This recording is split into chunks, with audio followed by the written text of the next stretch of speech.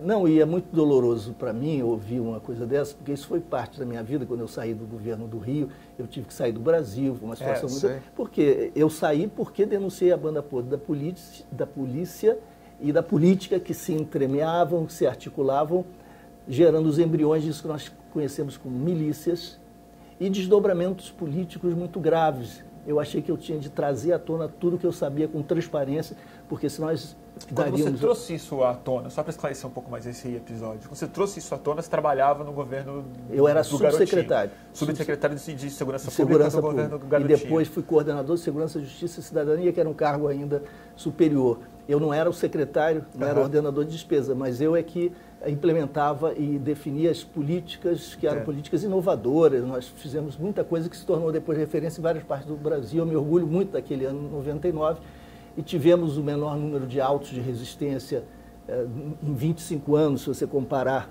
10 anos para trás, 10 anos para frente. Foi um esforço enorme nosso, numa direção muito positiva, com articulação com a sociedade, sobretudo com as comunidades, mudando a relação da segurança pública com as comunidades e dizendo que direitos humanos e segurança pública não são opostos, né? Não são...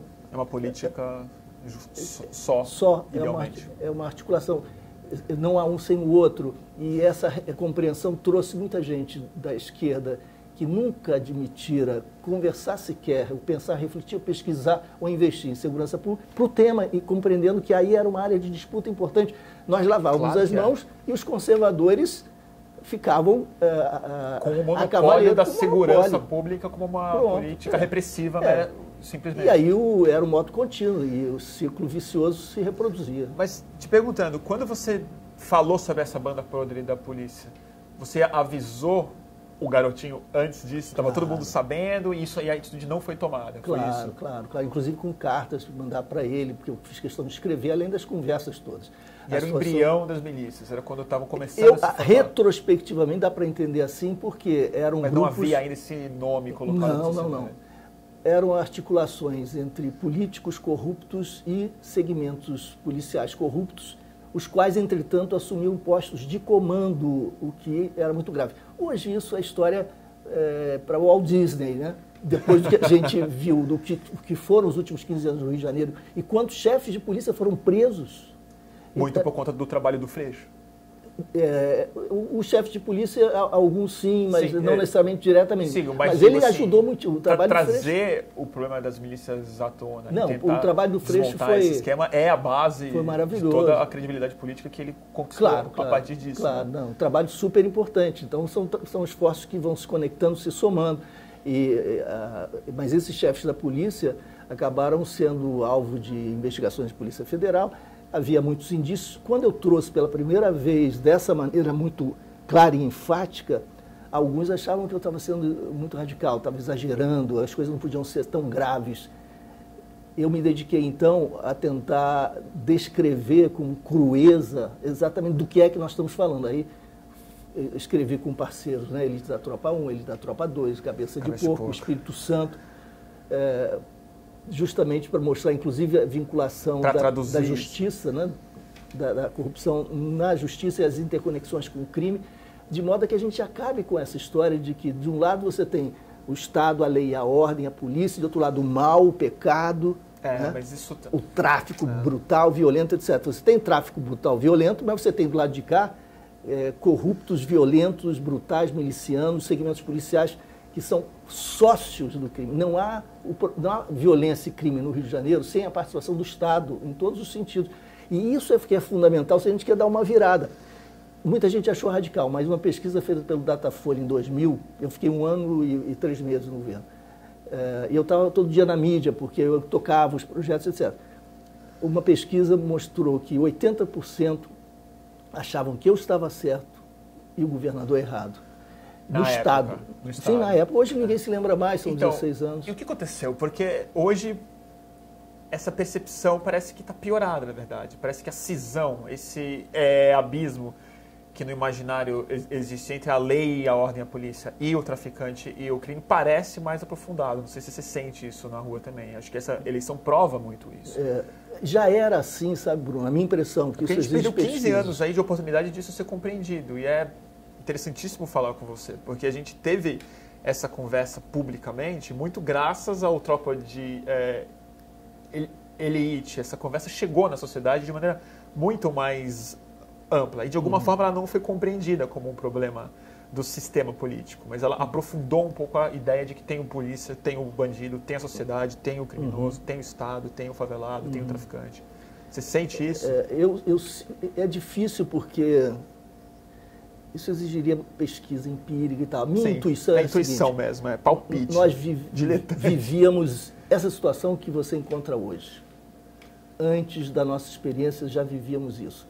Era o período do general Cerqueira, não estou falando do coronel Carlos Magno Nazério Cerqueira, grande figura, uma liderança negra da Polícia Militar que lutava pelos direitos humanos, figura extraordinária. Eu estou falando do general Cerqueira, que se comprazia em dizer que mataram a Lamarca com as próprias mãos e que foi secretário de Segurança de um governo do Partido da Social Democracia Brasileira. Ele assumiu em 1995. Quando a gente conta isso fora do Brasil, ninguém acredita. O Partido da Social Democracia, o PSDB, ganhando as eleições no Rio, convoca o general Cerqueira, que atuara na repressão mais dura no período ditatorial, para ser o secretário de Segurança do Estado do Rio de Janeiro, o segundo Estado, provavelmente, do país. Imagina o que isso significa. Ele criou a premiação Faroeste, estimulando a violência policial. Naquele período, o BOP deixou de aceitar a rendição. Quando você deixa de aceitar a rendição... Pronto. O outro, executor, o suspeito, executor, sim, e vai lutar até o fim, tá certo? Claro. Porque não tem alternativa. Então, houve um investimento muito grande no armamento por parte do tráfico. É álgebra isso. Claro. E depois eles começaram a matar os policiais antecipadamente, em tocaias, emboscadas terríveis. Então, policiais arbitrariamente eram assassinados, ninguém entendia por quê. Não é que isso tenha justificativa, mas tem a lógica nessa disputa, nessa guerra. É método mesmo, não é uma questão. Então, eles se não podiam se entregar, se não havia essa hipótese, eles tinham guerra é inexorável, eles tinham que lutar até o final. É. E, portanto, se armaram mais e se tornaram muito mais brutais e violentos, particularmente com a polícia.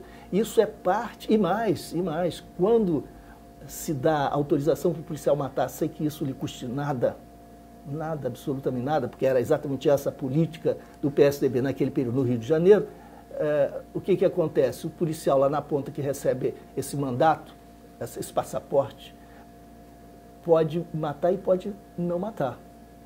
Significa o seguinte, ele pode negociar a vida. Não existe moeda mais valiosa, mais preciosa que se inflacione mais. Assim, olha, posso matar, não me custa nada. O arrego fica em alta mesmo. Meu Deus do céu. O arrego é a moeda mais valiosa de um policial que ganha merreca mesmo. E que não... Quanto é que você me dá pela sua vida? Eu vou querer isso, isso e aquilo. E aí houve uma evolução na economia da corrupção, que é uma economia com a sua racionalidade, ainda que seja ilegal. Claro. Depois dos jogos ad hoc no varejão, dos arregos, das alianças, das negociações diárias, nós passamos para um segundo estágio mais organizado, que era das casas alugadas clandestinas, para as quais eram conduzidos os suspeitos, onde então se processava essa negociação. Chamou advogados, chamou seus parceiros, seus familiares.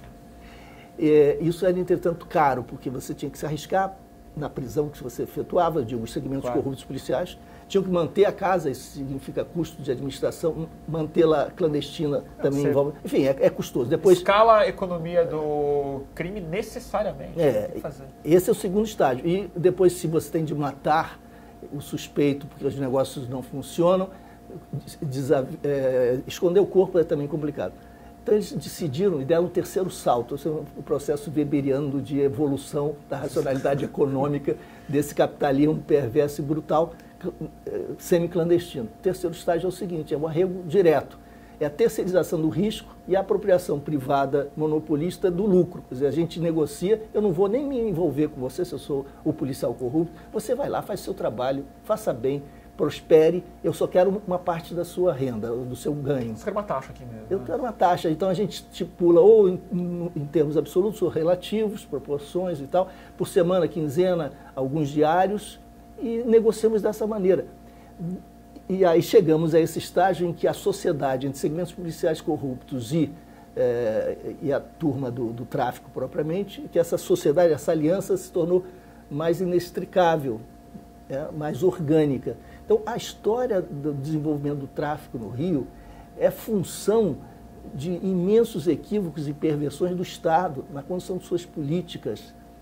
Se o Estado tivesse sido legalista, nós teríamos uma outra realidade. Isso não é teoria, isso é prático, né? E a história de que a Dona Maria gostaria muito que o seu filho fosse protegido e chegasse em casa vivo, né? Então, ela está disposta, a Dona Maria, uma figura qualquer, né, de classe média, está disposta, inclusive, a aceitar a traição aos direitos humanos e a legalidade, se tiver de matar esses bandidos, que se mate. Já que é uma guerra mesmo, né? Que se mate, porque eu quero que meu filho esteja protegido. E o meu papel, tal como eu vejo, é convencer a Dona Maria que se nós fizermos isso, mesmo que ela despreze os direitos humanos, eu não vou discutir moral, ética com ela, mesmo que ela despreze os direitos humanos, praticamente, pragmaticamente, é uma sandice dar liberdade para matar e aceitar a execução extrajudicial. Isso está na matriz da corrupção. E quando você tem essa corrupção em grande escala, você não tem mais nenhuma distinção entre a institucionalidade e o que se chama mundo do crime. Eles se interpenetram completamente e, portanto, a tal defesa do filho da Dona Maria não se fará, como não se faz. É preciso compreender essas vinculações, para além da ideologia ou da moral, da ética, etc.